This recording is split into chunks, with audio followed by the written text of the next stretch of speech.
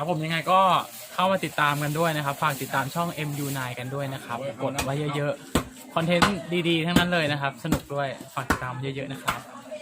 ก่อนออกไปกดด้วยนะครับครับฝากช่องพี่ไอด้วยนะฝากช่องไอด้วยนะครับกด MU9 แล้วด้วย MU9 แล้วแวะไปดูช่องไอสารวัตรด้วยนะครับยังไงฝากเอาไว้ด้วยทุกช่องเลยขอบคุณครับบรรยากาศที่บ้านลุงพลนะครับตอนนี้พายุลมนะครับ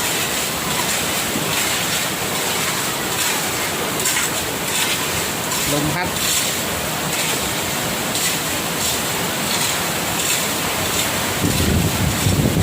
โอ้ลมแห้งลมแรงมากครับเต่าหอมไร้สดเต่าหอมไปดูเลยครับไปดูเลยนะครับลมแรงมากได้ครับดูครับบรรยากาศโอ้ลมแรงมากครับ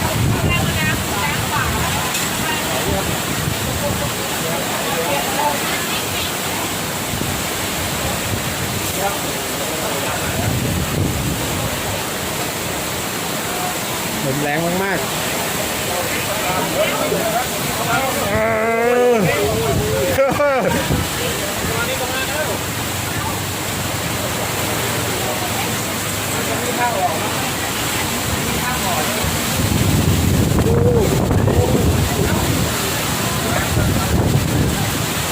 ดูครับโอ้โหกล้องยังฟิวครับ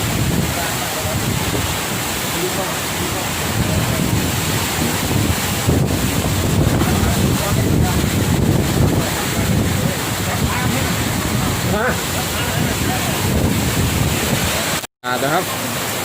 พายุเข้านะครับช่วงนี้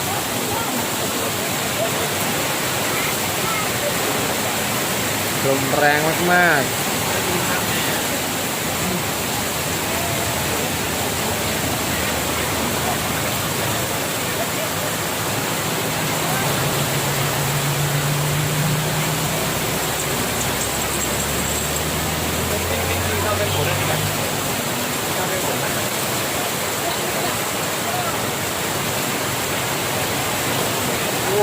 ลมแรงมากครับพี่น้อง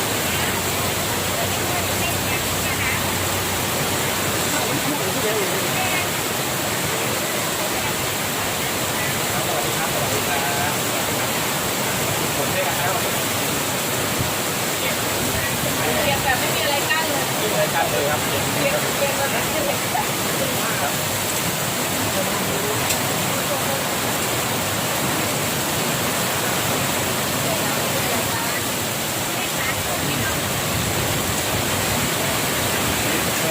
เกือบขาย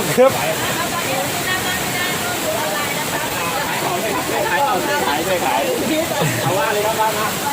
ทุกคนต้องได้อยู่1 ล้านที่ต่อสุขภาพที่ยูทูบเบอร์เป็นการันตีได้เพราะว่าดื่มมาแล้วครับการได้ดื่มแล้วครับสุขภาพดีอันนี้ก็ขายได้ก่อนนะพี่นะ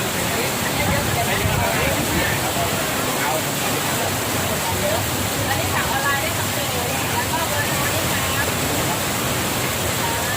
ดูบรรยากาศนะครับฝนตกมาก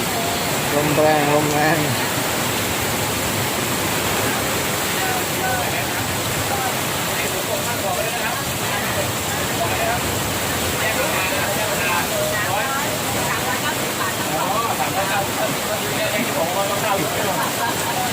ขายเพื่อให้น้องแกนราคาด้วยกัน399ครับ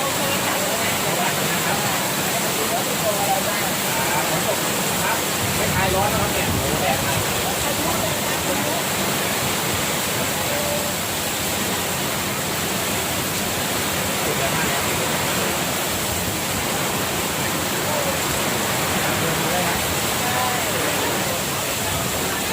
เก็บปลายทางไหมเก็บปลายทางครับ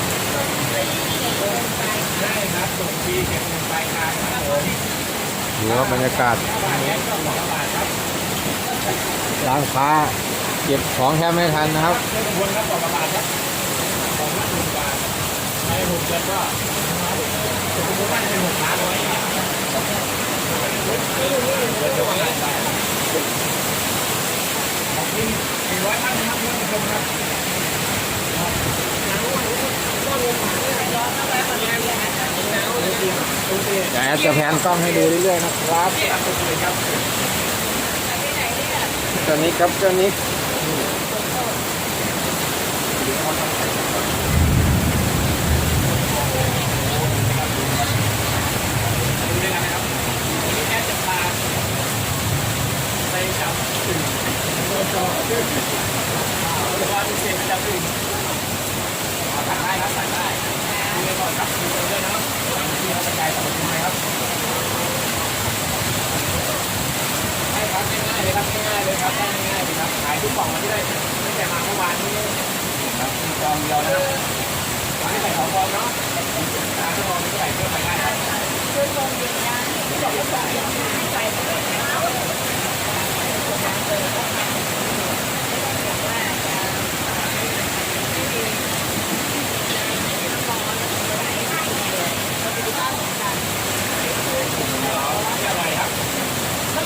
บรรยากาศนะครับ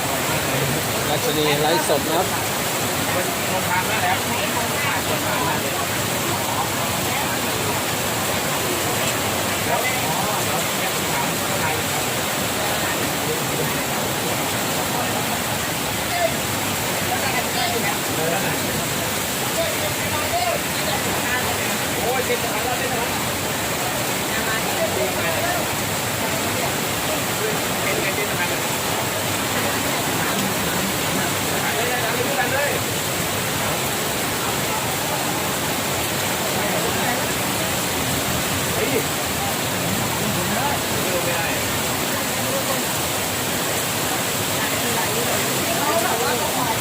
เป็นบริษัทใหญ่เลยครับว่า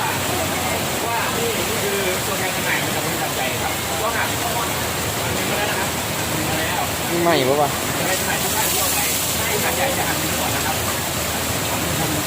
เอามา100 กล่องก็หักให้คนไปเลย100 บาทประมาณนี้ครับคือตัวแทนจำหน่ายนี่คือเข้ามาขายส่วนต่างที่ได้คนได้คือแล้วไม่มีปัญหาครับ บ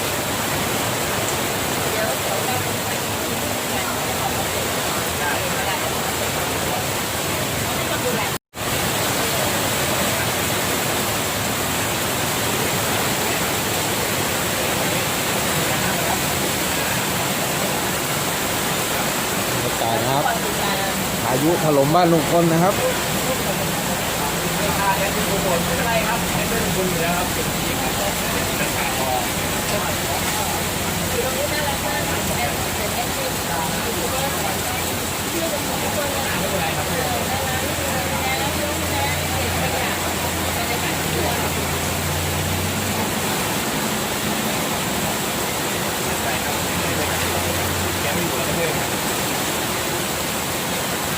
อะไรนะ